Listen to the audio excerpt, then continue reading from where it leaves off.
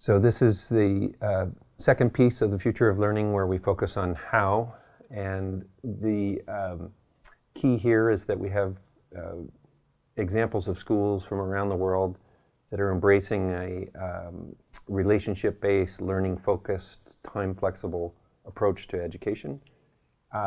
And the examples of this vary in different ways, but it really first starts with knowing kids well. And so organizing the day around relationships, not content, really becomes the first piece of that. An example of that would be up at Chugach Elementary School in Anchorage, Alaska, where students stick with the same team of educators, 3 educators, for 2 years in a row.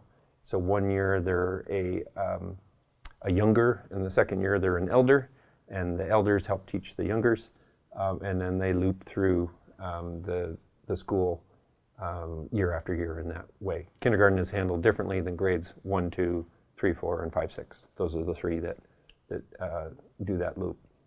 There's a really wonderful school, Crosswinds Middle School in Minnesota, where that same approach to looping and focusing on knowing kids well is carried out for 3 years. So you come in as a grade 6 student, you're assigned to a team of educators. They stick with you through those tremendously challenging years for grades 6, 7, and 8.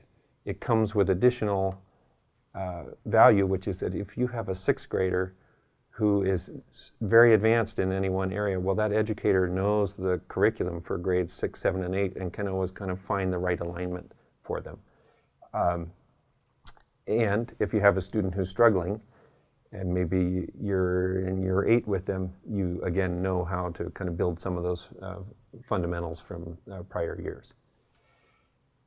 Also around the world, we have many examples of 9-year looping. So in the US, we had K-8 one-room schoolhouses. And in programs today, we have Waldorf schools that kind of run under that same K-8 model.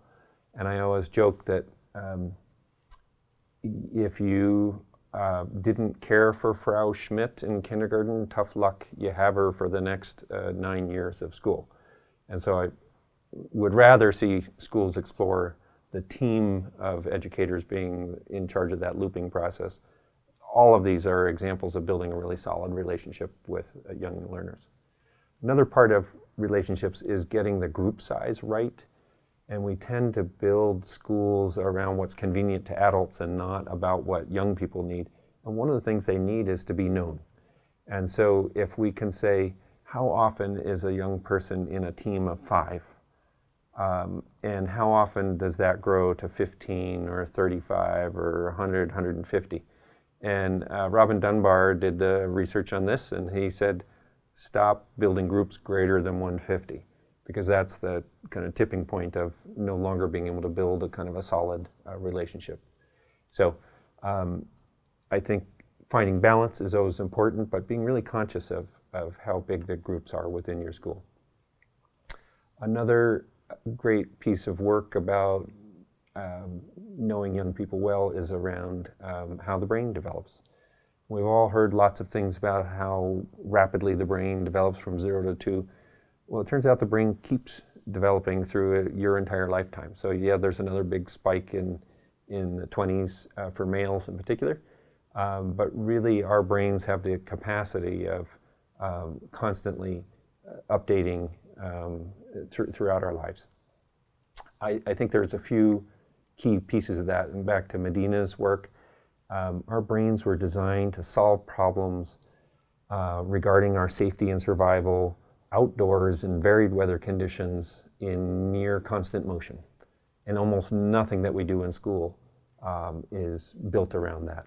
So what if we did take that as a premise and made our learning focused in that kind of realm, in motion, safety and survival, complicated problems, etc. But another key piece of brain health related to mental health is to focus on eating real food. That's good for our brains, getting adequate sleep, getting appropriate activity, and being thoughtful about who we spend time with. So it has great benefits to the health of our brain as well as to our mental health. Another key piece here is the research of Howard Gardner at Project Zero at Harvard around multiple intelligence. And I think he's got in the realm of 8 different intelligences and combinations, et cetera. But the idea is not that one person has spatial intelligence and someone else has social emotional intelligence, et cetera, but that there may be certain strengths there, and those become the entry points to building out all of those intelligences in a young person. And then the work of both Carol Dweck and Angela Duckworth around growth mindset, I think, is critical in understanding the difference between the perception that our intelligence is fixed at birth versus developed over a lifetime. And that sense of building grit in young people, as Duckworth speaks to, comes from that sense that our brains can develop, just like our athletic abilities can develop and our artistic abilities can develop. The capacity of our brain can be developed over time. Another interesting thing is some work that's been done at MIT around empathy, and that we can actually teach empathy. And there's a site that you can go to and see how empathetic you are. So there are a series of images, there are people's eyes, and you're asked to identify which of these images or which of the words is represented in that image. So a young person who may be struggling with reading other people's emotions could actually run through this test numerous times until you and they feel like they're really understanding the nuances of what different emotional states mean. But it also means that a robot could be doing that. And so back to the, oh no, teachers will never be replaced by robots. Goodness, once a machine can figure out how to cross that empathy boundary, it does beg the question as to what will be the right role for educators in the future. There are a number of different people who have focused on students learning at their own pace, the Summit Learning Platform, the School of One, the work at the Khan Academy, et cetera, the Reinventing Schools Coalition. All these different people have built different kinds of platforms to allow young people to move at their own pace and not kind of by date of manufacture moving through a school system. The time flexible piece is related to that, in that many schools and programs are thinking of ways to flip the classroom, where the content is delivered online and explored kind of off-campus, off hours, and then classroom time is used to have a vibrant discussion or application of what it is that you're learning. And a key piece of that is to be able to access the information when your brain is up and running. Some people that's 6 a.m. and some people that's 6 p.m. and many of us it's somewhere in between.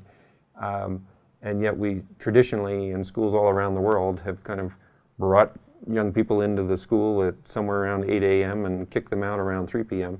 And that might not be when their brains are on, or that re-encounter of that same information online reinforces something they didn't understand the first time around. The other part of being time flexible is to think differently about the way we schedule the day for learning. I have a whole separate video just about that component, and you can certainly watch that. But there's been lots of studies about the need for creating longer chunks of time to do deeper learning. Related to that also is the length of the day and year. There's a wonderful program in Chicago where when young people first arrived at that school, virtually none of them were ready at grade level. And within just 2 years, 98% of them were ready. In fact, many of them were ahead of their grade level expectations. And that came from going to an 11-month school year and an 8.5-hour school day. So the 11-month school year means just that there are lots of very short breaks throughout the year, and in particular in communities of poverty or where language is a barrier. more continuous content has been shown to be very effective.